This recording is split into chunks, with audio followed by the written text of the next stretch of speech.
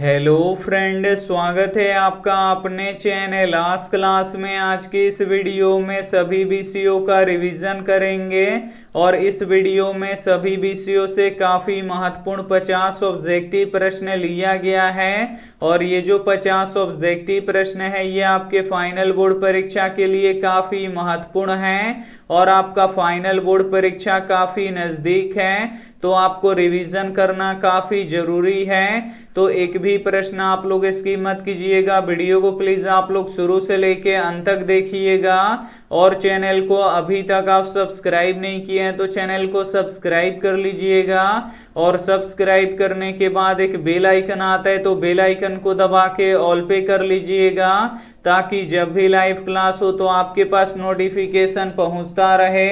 तो आइए शुरू करते हैं पहले नंबर प्रश्न से। तो पहला नंबर प्रश्न है कि किस लेंस की फोकस दूरी धनात्मक होती है। ए ऑप्शन है उत्तल लेंस की, बी ऑप्शन है अवतल लेंस की, सी ऑप्शन है समतल लेंस की, डी ऑप्शन है इनमें से कोई नहीं। तो यहाँ पे आपको बताना है कि किस लेंस की फोकस दूरी धनात्मक होती है। तो उत्तल लेंस की फोकस दूरी धनात्मक होती है, यहाँ पे ए वाला ऑप्शन बिल्कुल ही सही हो जाएगा। और अवतल लेंस की फोकस दूरी ऋणात्मक होती है, तो ये भी साथ में आपको याद रखना है। आइए देखते हैं अगला प्रश्न। दो नंबर प्रश्न है कि भारत का प्रथम तेल शोधक कारखाना कहाँ स्थित है। ए ऑप्शन है मथुरा में, बी ऑप्शन है बरौनी में, सी ऑप्शन है डिगबोई में, डी ऑप्शन है गुवाहाटी में। तो यहाँ पे आपको बताना है कि भारत का प्रथम तेल शोधक कारखाना कहाँ स्थित है। तो डिगबोई में स्थित है, इसे आपको याद रखना है। यहाँ पे सी वाला ऑप्शन बिल्कुल ही सही हो जाएगा। एक प्रश्न ये भी पूछा जाता है कि भारत के किस राज्य में खनिज तेल का विशाल भंडार है। तो असम राज्य में है, तो ये भी साथ में आपको याद रखना है। आइए देखते हैं अगला प्रश्न। 3 नंबर प्रश्न है कि भारत में सबसे पहले रेलगाड़ी किन स्टेशनों के बीच चली थी। ए ऑप्शन है मुंबई से पुणे के बीच में, बी ऑप्शन है पुणे से अहमदाबाद के बीच में, सी ऑप्शन है मुंबई से ठाणे के बीच में, डी ऑप्शन है हावड़ा से खड़गपुर के बीच में। तो यहाँ पे आपको बताना है कि भारत में सबसे पहले रेलगाड़ी किन स्टेशनों के बीच चली थी। तो मुंबई से ठाणे के बीच में चली थी, इसे आपको याद रखना है। यहाँ पे सी वाला ऑप्शन बिल्कुल ही सही हो जाएगा। आइए देखते हैं अगला प्रश्न। 4 नंबर प्रश्न है कि परावैंगनी किरण से के कारण मनुष्य में कौन सा रोग उत्पन्न होता है। ए ऑप्शन है त्वचा कैंसर, बी ऑप्शन है एड्स, सी ऑप्शन है डेंगू, डी ऑप्शन है मलेरिया। तो यहाँ पे आपको बताना है कि परावैंगनी किरण के कारण मनुष्यों में कौन सा रोग उत्पन्न होता है। तो त्वचा कैंसर उत्पन्न होता है, इसे आपको याद रखना है। यहाँ पे ए वाला ऑप्शन बिल्कुल ही सही हो जाएगा। और परावैंगनी किरणों को छानने का कार्य कौन करता है। तो ओजोन परत करता है, तो ये भी साथ में आपको याद रखना है। आइए देखते हैं अगला प्रश्न। 5 नंबर प्रश्न है कि निम्न में से कौन अभाज्य संख्या है। इसमें से आपको बताना है कि कौन अभाज्य संख्या है। तो जो अभाज्य संख्या होता है ये एक और खुद के सिवा किसी अन्य संख्या से नहीं कटता है। तो यहाँ पे देखिए जो 8 है ये 1 से कटेगा और खुद 8 से कटेगा ही, साथ में ये 2 से भी कट जाएगा, 4 से भी कट जाएगा, तो ये भाज्य संख्या हो जाएगा। और यहाँ पे अब हम बी वाला ऑप्शन चेक करते हैं। तो यहाँ पे देखिए 9 1 से कटेगा और 9 से ही कटेगा और फिर 3 से भी कट जाएगा, तो 9 यहाँ पे भाज्य संख्या हो जाएगा। अब हम यहाँ पे सी वाला ऑप्शन चेक करते हैं 11, तो 11 1 से कटेगा और खुद 11 से कटेगा, ये अन्य किसी संख्या से नहीं कटेगा, तो ये अभाज्य संख्या हो जाएगा। यहाँ पे सी वाला ऑप्शन बिल्कुल ही सही हो जाएगा। आइए देखते हैं अगला प्रश्न।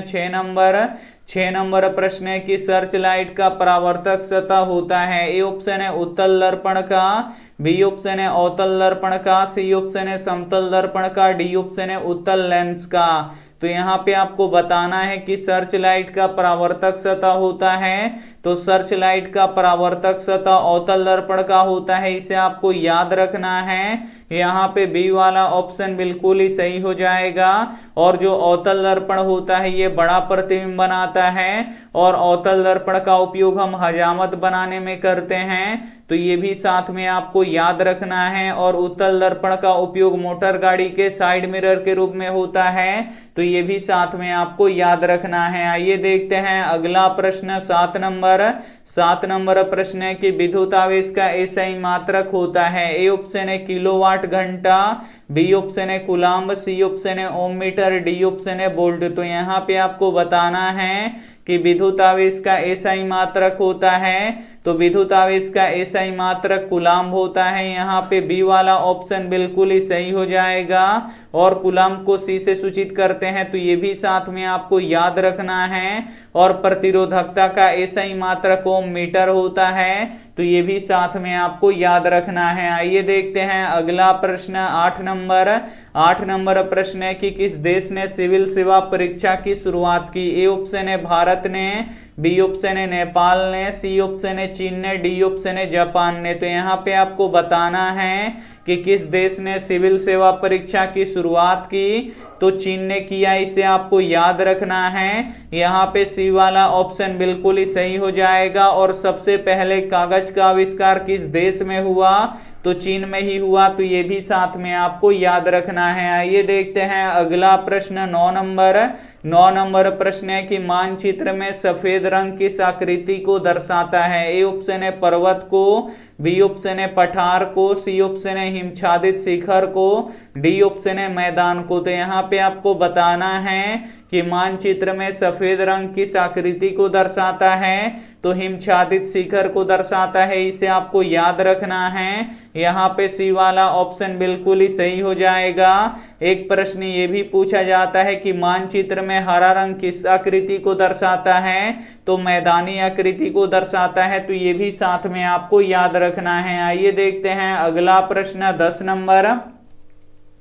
10 नंबर प्रश्न है कि एक प्रतिच्छेदी आलेख का कितना हल होते हैं। यहाँ पे आपको बताना है कि अगर एक आलेख प्रतिच्छेदी है तो इसका कितना हल होगा, तो इसका केवल एक हल होगा। तो यहाँ पे ए वाला ऑप्शन बिल्कुल ही सही हो जाएगा। अगर आलेख समानांतर होगा तो इसका कितना हल होगा, तो इसका हल एक भी नहीं होगा, यानी कोई हल नहीं होगा। अगर आलेख समपाती होगा तो इसका कितना हल होगा, तो अनगिनत हल होगा। तो ये सब भी आपको साथ में याद रखना है। आइए देखते हैं अगला प्रश्न 11 नंबर प्रश्न है कि परिपथ की सुरक्षा के लिए किस युक्ति का प्रयोग होता है। ए ऑप्शन है विद्युत फ्यूज का, बी ऑप्शन है एमीटर का, सी ऑप्शन है वोल्ट मीटर का, डी ऑप्शन है प्रतिरोध का। तो यहाँ पे आपको बताना है कि परिपथ की सुरक्षा के लिए किस युक्ति का प्रयोग होता है, तो विद्युत फ्यूज का प्रयोग होता है, इसे आपको याद रखना है। यहाँ पे ए वाला ऑप्शन बिल्कुल ही सही हो जाएगा। और जो विद्युत फ्यूज होता है ये विद्युत धारा के ऊष्मीय प्रभाव पे कार्य करता है, तो ये भी साथ में आपको याद रखना है। आइए देखते हैं अगला प्रश्न 12 नंबर प्रश्न है कि हीराकुंड परियोजना किस नदी पर स्थित है। ए ऑप्शन है गंगा नदी पर, बी ऑप्शन है यमुना नदी पर, सी ऑप्शन है महानदी पर, डी ऑप्शन है गोदावरी नदी पर। तो यहाँ पे आपको बताना है कि हीराकुंड परियोजना किस नदी पर स्थित है, तो ये महानदी पर स्थित है, इसे आपको याद रखना है। यहाँ पे सी वाला ऑप्शन बिल्कुल ही सही हो जाएगा। और हीराकुंड परियोजना कहाँ पे है, तो उड़ीसा में है, तो ये भी साथ में आपको याद रखना है। आइए देखते हैं अगला प्रश्न 13 नंबर प्रश्न है कि मृत शरीर का पाचन करने वाले जीव को क्या कहते हैं। ए ऑप्शन है उत्पादक, बी ऑप्शन है अपघटक, सी ऑप्शन है स्वपोषी, डी ऑप्शन है सार्वहारा। तो यहाँ पे आपको बताना है कि मृत शरीर का पाचन करने वाले जीव को क्या कहते हैं, तो अपघटक कहते हैं, इसे आपको याद रखना है। यहाँ पे बी वाला ऑप्शन बिल्कुल ही सही हो जाएगा। आइए देखते हैं अगला प्रश्न 14 नंबर प्रश्न है कि आलस कथा में आग लगने पर कितने लोग नहीं भागे। ए ऑप्शन है 3, बी ऑप्शन है 5, सी ऑप्शन है 4, डी ऑप्शन है 6। तो यहाँ पे आपको बताना है कि आलस कथा में आग लगने पर कितने लोग नहीं भागे, तो जो 4 सच में आलसी थे वो नहीं भागे। यहाँ यहाँ पे सी वाला ऑप्शन बिल्कुल ही सही हो जाएगा। आइए देखते हैं अगला प्रश्न 15 नंबर प्रश्न है कि पवनों का देश किसे कहा जाता है। ए ऑप्शन है भारत को, बी ऑप्शन है फिनलैंड को, सी ऑप्शन है डेनमार्क को, डी ऑप्शन है अमेरिका को। तो यहाँ पे आपको बताना है कि पवनों का देश किसे कहा जाता है। तो पवनों का देश डेनमार्क को कहा जाता है, इसे आपको याद रखना है। यहाँ पे सी वाला ऑप्शन बिल्कुल ही सही हो जाएगा। और पवन चक्की को चलने के लिए हवा का चाल कम से कम 15 किलोमीटर प्रति घंटा होना चाहिए, तो ये भी साथ में आपको याद रखना है। आइए देखते हैं अगला प्रश्न 16 नंबर प्रश्न है कि निम्न में से कौन व्यावसायिक फसल नहीं है। ए ऑप्शन है गन्ना, बी ऑप्शन है जूट, सी ऑप्शन है तंबाकू, डी ऑप्शन है गेहूं। तो यहाँ पे आपको बताना है कि निम्न में से कौन व्यावसायिक फसल नहीं है। तो जो गेहूं है ये व्यावसायिक फसल नहीं है, ये रबी फसल है। यहाँ पे डी वाला ऑप्शन बिल्कुल ही सही हो जाएगा। आइए देखते हैं अगला प्रश्न 17 नंबर प्रश्न है कि प्राचीन काल में शिष्यों को क्या कहा जाता था। ए ऑप्शन है छात्र, बी ऑप्शन है ब्रह्मचारी, सी ऑप्शन है धनुधारी, डी ऑप्शन है अंतेवासी। तो यहाँ पे आपको बताना है कि प्राचीन काल में शिष्यों को क्या कहा जाता था। तो ब्रह्मचारी कहा जाता था, इसे आपको याद रखना है। यहाँ पे बी वाला ऑप्शन बिल्कुल ही सही हो जाएगा। आइए देखते हैं अगला प्रश्न 18 नंबर प्रश्न है कि -8,6 किस चतुर्थांश में स्थित है। काफी महत्वपूर्ण प्रश्न है। एक बिंदु है जिसका निर्देशांक यहाँ पे -8,6 दिया है, बोल रहा है कि ये किस चतुर्थांश में स्थित है। तो चतुर्थांश कितने होते हैं, तो 4 होते हैं। ये पहला चतुर्थांश है, ये दूसरा है, और ये तीसरा है, और ये चौथा है। जो पहला वाला होता है इसमें x भी प्लस होता है, y भी प्लस होता है, और दूसरे वाले में x माइनस होता है और y प्लस होता है, और तीसरे वाले में x भी माइनस में होता है और y भी माइनस में होता है, और चौथे वाले में क्या होता है कि जो x होता है ये प्लस होता है और y माइनस में होता है। तो यहाँ पे देखिए जो पहला वाला है ये x का मान है और दूसरा वाला y का मान है। तो x का मान माइनस में है और y का मान प्लस में है। तो यहाँ पे देखिए माइनस और प्लस किस चतुर्थांश में आता है, तो ये द्वितीय चतुर्थांश में आता है। तो जो ये बिंदु है ये द्वितीय चतुर्थांश में होगा। यहाँ पे बी वाला ऑप्शन बिल्कुल ही सही हो जाएगा। ये देखते हैं अगला प्रश्न 19 नंबर प्रश्न है कि शत्रु राज्य क्या बढ़ा रहे हैं। ए ऑप्शन है मित्रता, बी ऑप्शन है शांति, सी ऑप्शन है अशांति, और कलह, डी ऑप्शन है इनमें से कोई नहीं।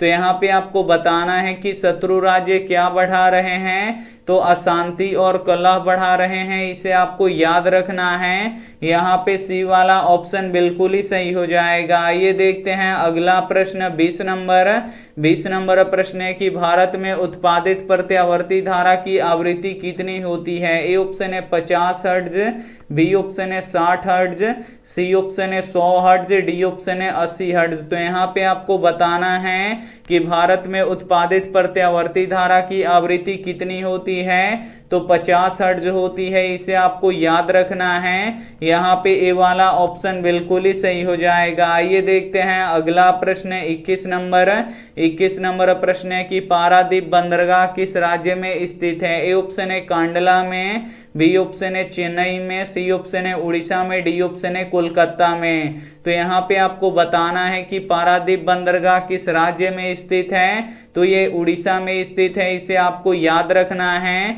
यहाँ पे सी वाला ऑप्शन बिल्कुल ही सही हो जाएगा। और कांडला बंदरगाह किस राज्य में स्थित है, तो ये गुजरात राज्य में स्थित है। तो ये भी साथ में आपको याद रखना है। आइए देखते हैं अगला प्रश्न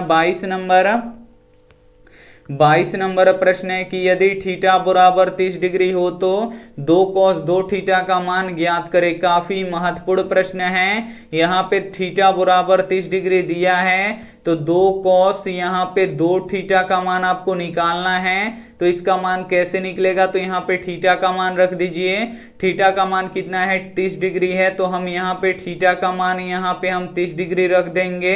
अब यहाँ पे देखिए 2 में 30 से गुणा हो जाएगा, तो यहाँ पे 30 दूना कितना हो जाएगा, 60 डिग्री हो जाएगा। और cos 60 डिग्री का मान कितना होता है, 1/2 होता है, तो हम यहाँ पे 1/2 लिख देंगे। अब यहाँ पे 2 से 2 कट जाएगा, कितना बचेगा, 1 बचेगा। यहाँ पे ए वाला ऑप्शन बिल्कुल ही सही हो जाएगा। आइए देखते हैं अगला प्रश्न 23 नंबर।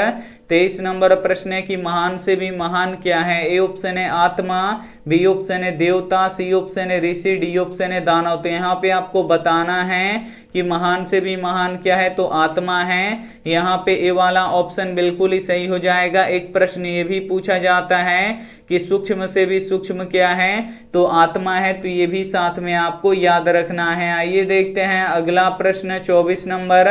24 नंबर प्रश्न है कि 100x बराबर 50 हो तो 10 - x बराबर होगा। काफी महत्वपूर्ण प्रश्न है। यहाँ पे 100x बराबर 50 दिया है, तो बोल रहा है कि 10 - x ये किसके बराबर होगा, तो यहाँ पे आपको x का मान रखना पड़ेगा। यहाँ से x का मान निकाल के, तो 100 इधर गुणा कर रहा है तो इधर आके भाग करेगा, तो x बराबर क्या हो जाएगा, 50/100 हो जाएगा। 50 से कम 50, 50 दूनी 100, यानी x बराबर 1/2 निकल गया। तो यहाँ पे देखिए 10 है 2 10, माइनस है तो माइनस, और x के जगह पे हम 1/2 लिख देंगे। अब ये बट्टा का घटाव, 2 एकम 2, 1 से 2 2 बार में कटेगा, तो 10 दूना कितना हो जाएगा, 20 - 1 हो जाएगा।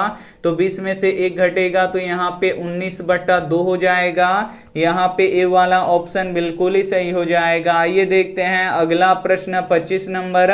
25 नंबर प्रश्न है कि x² + 2x + 1 के शून्यक अल्फा और बीटा हो तो 4 अल्फा + 4 बीटा का मान ज्ञात करें। काफी महत्वपूर्ण प्रश्न है। यहाँ से आपको 4 अल्फा + 4 बीटा का मान निकालना है। तो यहाँ पे देख सकते हैं दोनों में 4 कॉमन है, तो बाहर निकाल लीजिए। तो ब्रैकेट में बचेगा आपका अल्फा + बीटा, और ये क्या होता है, शून्यकों का योग होता है। और अल्फा + बीटा का फॉर्मूला क्या होता है, -b/a होता है। तो यहाँ पे आपको b का मान दे देना है और यहाँ पे a का मान दे देना है। तो यहाँ पे 4 है तो 4, और यहाँ पे माइनस है तो माइनस, तो b का मान कितना है, तो x में जो गुणा करता है वो b होता है, तो b का मान यहाँ पे 2 है। और a का मान कितना है, तो x² में जो गुणा करता है वो a होता है, तो x का यहाँ पे क्या गुणा कर रहा है, कुछ भी नहीं कर रहा है। जहाँ पे कुछ भी नहीं होता है वहां पे 1 होता है। अब यहाँ पे देखिए ब्रैकेट टूटेगा तो गुणा का चिन्ह आएगा, और यहाँ पे -2/1 का अर्थ हुआ -2। यहाँ पे कुछ भी नहीं है तो प्लस है, तो यहाँ पे देखिए प्लस माइनस क्या हो जाएगा, माइनस हो जाएगा। 4 दूना कितना हो जाएगा, 8 हो जाएगा। यहाँ पे सी वाला ऑप्शन बिल्कुल ही सही हो जाएगा। आइए देखते हैं अगला प्रश्न 26 नंबर। 26 नंबर प्रश्न है कि मां के रुधिर से किसे पोषण मिलता है। ए ऑप्शन है भ्रूण को, बी ऑप्शन है गर्भाशय को, सी ऑप्शन है ग्रीवा को, डी ऑप्शन है शुक्राणु को। तो यहाँ पे आपको बताना है कि मां के रुधिर से किसे पोषण मिलता है। तो मां के रुधिर से भ्रूण को पोषण मिलता है, इसे आपको याद रखना है। यहाँ पे ए वाला ऑप्शन बिल्कुल ही सही हो जाएगा। आइए देखते हैं अगला प्रश्न 27 नंबर। 27 नंबर प्रश्न है कि मंत्री वीरेश्वर का स्वभाव कैसा था। ए ऑप्शन है क्रोधी, बी ऑप्शन है दानी, सी ऑप्शन है कृपण, डी ऑप्शन है शांत। तो यहाँ पे आपको बताना है कि मंत्री वीरेश्वर का स्वभाव कैसा था, तो दानी था, इसे आपको याद रखना है। यहाँ पे बी वाला ऑप्शन बिल्कुल ही सही हो जाएगा। आइए देखते हैं अगला प्रश्न 28 नंबर। 28 नंबर प्रश्न है कि विद्युत बल्ब के भीतर होता है। ए ऑप्शन है निर्वात रहता है, बी ऑप्शन है वायु भरा रहता है, सी ऑप्शन है निष्क्रिय गैस भरा रहता है, डी ऑप्शन है हाइड्रोजन गैस भरा रहता है। तो यहाँ पे आपको बताना है कि विद्युत बल्ब के भीतर होता है तो निष्क्रिय गैस भरा रहता है, इसे आपको याद रखना है। यहाँ पे सी वाला ऑप्शन बिल्कुल ही सही हो जाएगा। और जो विद्युत बल्ब का फिलामेंट होता है ये टंगस्टन का बना होता है, तो ये भी साथ में आपको याद रखना है। आइए देखते हैं अगला प्रश्न 29 नंबर।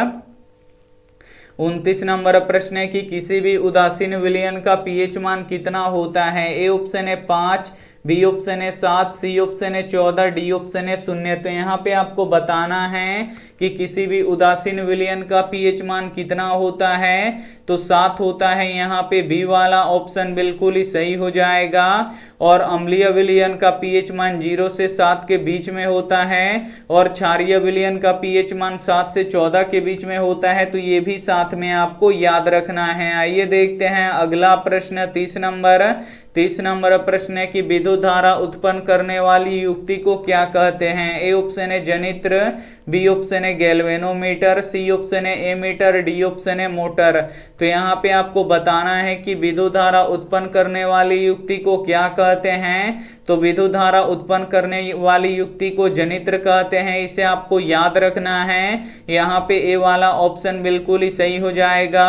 और यहाँ परिपथ में विद्युत धारा को कौन मापता है, तो एमीटर मापता है, तो ये भी साथ में आपको याद रखना है। आइए देखते हैं अगला प्रश्न 31 नंबर। 31 नंबर प्रश्न है कि पेड़ पौधे श्वसन में कौन सा गैस का उपयोग करते हैं। ए ऑप्शन है कार्बन डाइऑक्साइड, बी ऑप्शन है ऑक्सीजन, सी ऑप्शन है नाइट्रोजन, डी ऑप्शन है क्लोरोफिल। और इस क्वेश्चन में बच्चे बहुत ज्यादा कंफ्यूजन रहते हैं। तो यहाँ पे देखिए पूछ रहा है कि पेड़ पौधे श्वसन, यहाँ पे पूछा है, प्रकाश संश्लेषण नहीं पूछा है। तो पेड़ पौधे श्वसन में किस गैस का उपयोग करते हैं, तो ऑक्सीजन गैस का उपयोग करते हैं। यहाँ पे बी वाला ऑप्शन बिल्कुल ही सही हो जाएगा। अगर इसी प्रश्न में पूछता कि पेड़ पौधे प्रकाश संश्लेषण की क्रिया में किस गैस का उपयोग करते हैं, तो कार्बन डाइऑक्साइड का उपयोग करते हैं, तो ये भी साथ में आपको याद रखना है। आइए देखते हैं अगला प्रश्न 32 नंबर। 32 नंबर प्रश्न है कि बिंदुओं 10,3, 4,1 को मिलाने वाली रेखाखंड का मध्य बिंदु का नियामक ज्ञात करें। एक बिंदु है जिसका यहाँ पे निर्देशांक 10,3 दिया है, एक और बिंदु है जिसका निर्देशांक 4,1 दिया है। तो बोल रहा है कि इन दोनों बिंदुओं को मिलाने वाली रेखाखंड का मध्य बिंदु का यहाँ पे निर्देशांक निकालना है। तो इसके लिए फॉर्मूला होता है x1 + x2 बटा 2, y1 + y2 बटा 2 होता है। तो यहाँ पे देखिए पहला वाला बिंदु है, तो इसमें का पहला वाला x1 और दूसरा वाला y1, और इसमें का पहला वाला x2 हो जाएगा और दूसरा वाला y2 हो जाएगा। तो x1 का मान 10 है तो 10, प्लस है तो प्लस, और x2 का मान 4 है तो 4, और बटा के नीचे 2 है तो 2, y1 का मान 3 है तो यहाँ पे लिख देंगे 3, और y2 का मान 1 है तो 1 लिख देंगे, और बटा के नीचे 2 है तो 2। अब ऊपर में जोड़ लीजिए 10 और 4 14 बटा 2, और यहाँ पे 3 और 1 4 बटा 2। अब इसे कटा दीजिए, 2 सते 14 और 2 दूना 4, यानी मध्य बिंदु का नियामक कितना निकल गया, 7,2 निकल गया। यहाँ पे डी वाला ऑप्शन बिल्कुल ही सही हो जाएगा। आइए देखते हैं अगला प्रश्न 33 नंबर। 33 नंबर प्रश्न है कि हिंद स्वराज पुस्तक के लेखक कौन थे। ए ऑप्शन है महात्मा गांधी, बी ऑप्शन है जवाहरलाल नेहरू, सी ऑप्शन है सुभाष चंद्र बोस, डी ऑप्शन है रविंद्रनाथ टैगोर। तो यहाँ पे आपको बताना है कि हिंद स्वराज पुस्तक के लेखक कौन है। तो हिंद स्वराज पुस्तक के लेखक महात्मा गांधी जी हैं, इन्हें आपको याद रखना है। यहाँ पे ए वाला ऑप्शन बिल्कुल ही सही हो जाएगा। आइए देखते हैं अगला प्रश्न 34 नंबर। 34 नंबर प्रश्न है कि आलस कथा पाठ कहाँ से संकलित किया गया है। ए ऑप्शन है अग्नि पुराण से, बी ऑप्शन है पुरुष परीक्षा से, सी ऑप्शन है रामायण से, डी ऑप्शन है महाभारत से। तो यहाँ पे आपको बताना है कि आलस कथा पाठ कहाँ से संकलित किया गया है। तो ये पुरुष परीक्षा से संकलित किया गया है। यहाँ पे बी वाला ऑप्शन बिल्कुल ही सही हो जाएगा। आइए देखते हैं अगला प्रश्न 35 नंबर। 35 नंबर प्रश्न है कि बाबा साहेब भीमराव अंबेडकर का जन्म कहाँ हुआ था। ए ऑप्शन है महाराष्ट्र में, बी ऑप्शन है मध्य प्रदेश में, सी ऑप्शन है उत्तर प्रदेश में, डी ऑप्शन है बिहार में। तो यहाँ पे आपको बताना है कि बाबा साहेब भीमराव अंबेडकर का जन्म कहाँ हुआ था। तो मध्य प्रदेश में हुआ था, इसे आपको याद रखना है। यहाँ पे बी वाला ऑप्शन बिल्कुल ही सही हो जाएगा। आइए देखते हैं अगला प्रश्न 36 नंबर। 36 नंबर प्रश्न है कि कोशिका भित्ति किस में पाया जाता है। ए ऑप्शन है मछली में, बी ऑप्शन है पेड़ पौधों में, सी ऑप्शन है मनुष्य में, डी ऑप्शन है जानवरों में। तो यहाँ पे आपको बताना है कि कोशिका भित्ति किस में पाया जाता है। तो जो कोशिका भित्ति होता है ये केवल पेड़ पौधों की कोशिका में पाया जाता है। यहाँ पे बी वाला ऑप्शन बिल्कुल ही सही हो जाएगा। और पेड़ पौधों की जो कोशिका होती है इसमें कोशिका झिल्ली नहीं पाया जाता है, तो ये भी साथ में आपको याद रखना है। आइए देखते हैं अगला प्रश्न 37 नंबर। 37 नंबर प्रश्न है कि AP 3, 6, 9 डॉट डॉट 60 में कितने पद हैं, यानी यहाँ पे आपको n का मान निकालना है। तो इसके लिए एक फॉर्मूला होता है an वाला, तो an बराबर क्या होता है a plus n minus 1 into D होता है। an क्या होता है, अंतिम पद होता है, तो अंतिम पद 60 है, तो यहाँ पे लिख देंगे 60। और a क्या होता है, प्रथम पद यानी पहला पद, तो पहला पद कितना है 3 है, तो यहाँ पे लिख देंगे 3। और यहाँ से आपको n का मान निकालना है, तो इसको वैसे ही छोड़ दीजिए। और d के मान कैसे निकलता है, तो दूसरे पद में से पहले पद को घटाना पड़ता है, तो दूसरा पद 6 है, तो यहाँ पे लिख देंगे 6। और पहला पद 3 है, तो यहाँ पे लिख देंगे 3। 6 में से 3 घटेगा तो कितना बचेगा, 3 बचेगा, यानी डी का मान 3 निकल गया। अब यहाँ पे 60 बराबर 3 प्लस, यहाँ पे देखिए 3 में n से गुणा करेंगे तो 3n, और यहाँ पे देखिए माइनस में है, तो -1 में 3 से गुणा करेंगे तो -3 हो जाएगा। तो यहाँ पे देखिए -3 और +3 कट जाएगा, 60 बराबर यहाँ पे 3n हो जाएगा। तो 3 इधर गुणा कर रहा है तो इधर आके भाग करेगा, भाग करने का अर्थ ये बट्टा के नीचे आ जाएगा। तो 3 से 60 कितना बार में कटेगा, 20 बार में, तो n का मान कितना निकल गया, 20 निकल गया। यहाँ पे ए वाला ऑप्शन बिल्कुल ही सही हो जाएगा। आइए देखते हैं अगला प्रश्न 38 नंबर। 38 नंबर प्रश्न है कि बहादुर के नाम से दिल शब्द किसने उड़ा दिया। ए ऑप्शन है निर्मला ने, बी ऑप्शन है किशोर ने, सी ऑप्शन है लेखक ने, डी ऑप्शन है लेखक के साले ने। तो यहाँ पे आपको बताना है कि बहादुर के नाम से दिल शब्द किसने उड़ा दिया, तो निर्मला ने उड़ा दिया, इसे आपको याद रखना है। यहाँ पे ए वाला ऑप्शन बिल्कुल ही सही हो जाएगा। आइए देखते हैं अगला प्रश्न 39 नंबर। 39 नंबर प्रश्न है कि स्वरवर्ण कितने होते हैं। ए ऑप्शन है 10, बी ऑप्शन है 11, सी ऑप्शन है 16, डी ऑप्शन है 21। तो यहाँ पे आपको बताना है कि स्वरवर्ण कितने होते हैं, तो स्वरवर्ण 11 होते हैं, इसे आपको याद रखना है। यहाँ पे बी वाला ऑप्शन बिल्कुल ही सही हो जाएगा। और व्यंजन वर्ण 33 होते हैं, तो ये भी साथ में आपको याद रखना है। आइए देखते हैं अगला प्रश्न 40 नंबर। 40 नंबर प्रश्न है कि निम्न में से कौन एक परिमेय संख्या है। इसमें से आपको बताना है कि कौन एक परिमेय संख्या है। और जो अपरिमेय संख्या होता है उसमें रूट और पाई रहता है। तो यहाँ पे देखिए रूट 2 का वर्गमूल नहीं निकलेगा, इसमें रूट रह जाएगा, तो ये अपरिमेय हो जाएगा। यहाँ से रूट 3 का वर्गमूल नहीं निकलेगा, इसमें भी रूट रह जाएगा, तो ये भी अपरिमेय हो जाएगा। लेकिन यहाँ पे देख सकते हैं रूट 3 से रूट 3 कट जाएगा, तो यहाँ पे केवल 2 बचेगा। और केवल 2 ये क्या होता है, परिमेय संख्या होता है। तो इसमें पूछ रहा है कि कौन परिमेय संख्या है, तो यहाँ पे जो सी वाला ऑप्शन है ये परिमेय संख्या है। यहाँ पे सी वाला ऑप्शन बिल्कुल ही सही हो जाएगा। आइए देखते हैं अगला प्रश्न 41 नंबर।